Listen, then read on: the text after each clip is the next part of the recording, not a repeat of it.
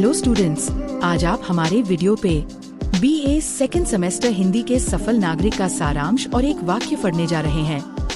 दुनिया में जब घटती होती हैं रोज रोज तमाम चीजें, मसलन महंगाई, भूख, भ्रष्टाचार, गरीबी, तरह तरह के अन्याय और अत्याचार और लूट और युद्ध और नरसंहार, तो हम दोनों हाथ फैलाकर कहते हैं, हम भला और क्या कर सकते हैं। कुछ सवाल उठाने और कुछ शिकायतें दर्ज करते रहने के अलावा इस तरह हम धीरे धीरे चीजों के बद से बदतर होते जाने को देखने और इंतजार करने के आदी हो जाते हैं। सारांश दुनिया में जब रोजाना महंगाई, भूख, भ्रष्टाचार, अत्याचार, युद्ध और नरसंहार जैसी समस्याएं बढ़ती हैं, तो आम लोग केवल हाथ फैलाकर यही कहते हैं कि वे बस सवाल उठा सकते हैं या शिकायतें दर्ज कर सकते हैं। इसी रवैये के कारण वे धीरे धीरे इन बुराइयों के बढ़ते जाने को चुपचाप देखने और उनका इंतजार करने के अभ्यस्त हो जाते हैं।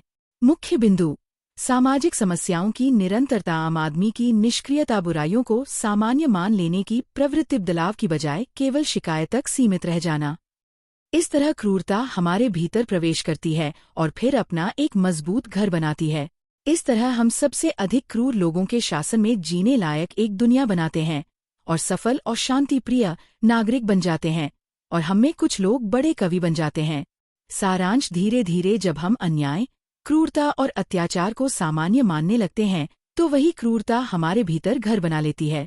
हम ऐसे समाज का हिस्सा बन जाते हैं जहां सबसे अधिक क्रूर लोग शासन करते हैं, और हम इसे ही एक सफल और शांतिप्रिय जीवन मान लेते हैं। इस प्रक्रिया में कुछ लोग तो ऐसे भी होते हैं जो इन्हीं हालातों के बीच बड़े कवि बन जाते हैं, लेकिन वे भी भीतर से उसी व्यवस्था के अभ्यस्त हो जाते हैं।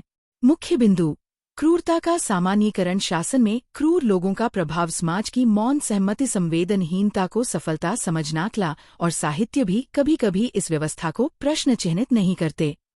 फर्स्ट मेन अंकीय प्रश्नोत्तरी 30 प्रश्न। एक दुनिया में किस प्रकार की चीजें रोज घटती हैं? अन्याय, अत्याचार, युद्ध आदि। दो कवि के अनुसार लोग क्या कहकर चुप हो जाते हैं? हम भला और क्या कर सकते हैं? 3 लोग अधिकतर क्या करते हैं? सवाल उठाते हैं और शिकायतें दर्ज करते हैं। 4 इस रवैये से लोग किस चीज के आदी हो जाते हैं? चीजों के बद से बदतर होते जाने को देखने के। 6 क्रूरता कहाँ प्रवेश कर जाती है? हमारे भीतर। क्रूरता हमारे भीतर क्या बनाती है? एक मजबूत घर। 7 सबसे अधिक क्रूर लोग किसमें होते हैं? शासन में। 8 लोग कैसी दुनिया बना देते हैं? क्रूर लोगों के जीने लायक। 9 ऐसी दुनिया में लोग स्वयं को क्या समझते हैं? सफल और शांति प्रिय नागरिक। 10 कुछ लोग क्या बन जाते हैं? बड़े कवि।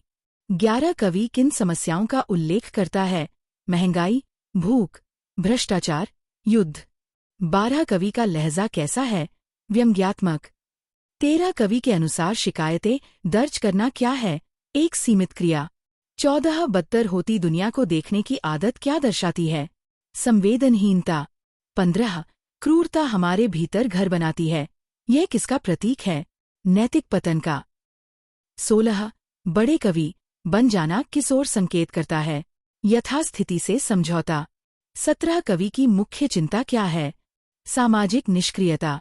18 शांति प्रिय नागरिक बनने का अर्थ क्या है? विरोध न करना। 19 लोगों के व्यवहार को कवि ने क्या बताया है? चुपचाप स्वीकार करना। 20 हम भला और क्या कर सकते हैं? यह कथन किस मानसिकता को दर्शाता है? लाचारी और आत्मसमर्पण। 21 लोग शिकायत क्यों करते हैं? क्योंकि वे और कुछ नहीं करते। 22 कवि का संदेश क्या है? जागरूकता और सक्रिय विरोध। 23 हम में से कुछ लोग बड़े कवि बन जाते हैं, ये किसका व्यंग्य है? संवेदनहीन साहित्यिकों पर। 24 इस काव्यांश का विषय क्या है? सामाजिक क्रूरता और निष्क्रियता। 25 लूट और युद्ध शब्द किनका प्रतिनिधित्व करते हैं? राजनीतिक और सामाजिक विघटन का। 26 कविता में दिखाया गया नागरिक कैसा है? निष्क्रिय और आत्मसंतुष्ट। 27 कवि किसका विरोध कर रहा है? चुप रहने की प्रवृत्ति का। 28 क्रूर शासन किसे दर्शाता है? अमानवीय सत्ता को। 29 कवि की शैली कैसी है? व्यंग्यात्मक और विचारोत्तेजक। 30 इस कविता का अंत किस कटाक्ष पर होता है? कवि बनने की सफलता पर।